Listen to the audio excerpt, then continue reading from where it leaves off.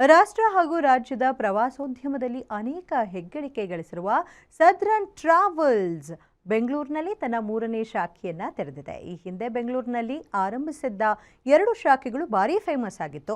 ಬೆಂಗಳೂರಿನ ಮೂಲೆ ಮೂಲೆಗಳಿಂದ ಜನ ಸದರ್ನ್ ಟ್ರಾವೆಲ್ ಕಚೇರಿಗೆ ಭೇಟಿ ನೀಡ್ತಿದ್ರು. ಈ ಹಿನ್ನೆಲೆ ತನ್ನ ಗ್ರಾಹಕರಿಗೆ ಅನುಕೂಲವಾಗುವಂತೆ ಜಯನಗರದಲ್ಲಿ ತನ್ನ ನೂತನ ಶಾಖೆಯನ್ನ ಆರಂಭಿಸಿದೆ. ಇನ್ನು ಕಚೇರಿ ಉದ್ಘಾಟನೆಯಲ್ಲಿ ಸಂಸದ ತೇಜಸ್ವಿ ಸೂರ್ಯ ಸೇರಿ ಅನೇಕ ಗಣ್ಯರು ಭಾಗಿಯಾಗಿದ್ರು. ಸದರ್ನ್ ಟ್ರಾವೆಲ್ಸ್ ಇನ್ನಷ್ಟು ಜನರಿಗೆ ಉತ್ತಮ ಸೇವೆ ನೀಡಲಿ ಅಂತ with a very meager of 5,000 rupees he started Southern Travels. So today we have branches all over the country, and we are one of the pioneers in this trade, who have started many tours by ourselves. So today more than 1,50,000 people travel through us, and it's a very disciplined and very systematic country, very service oriented. So, and Bangalore, we are there for, our first office in Bangalore was started in 1992. So we have many customers from here who have patronized us and who continue to patronize us. So one office we have is in Sheshadipuram, the second one we have is in Yeshwanthpur. This is the third office.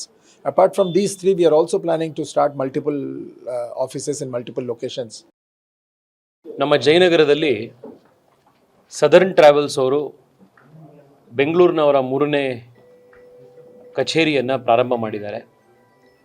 1970ನೇ ಇಸ್ವಿಯಲ್ಲಿ ಪ್ರಾರಂಭ ಆದಂಥ ಒಂದು ಸಂಸ್ಥೆ southern travels ಈಗಾಗಲೇ 55 ವರ್ಷಗಳ ಕಾಲ ನಿರಂತರವಾಗಿ ಈ ಸಂಸ್ಥೆ ಸೇವೆ ಮಾಡ್ಕೊಂಡು ಬಂದಿದೆ.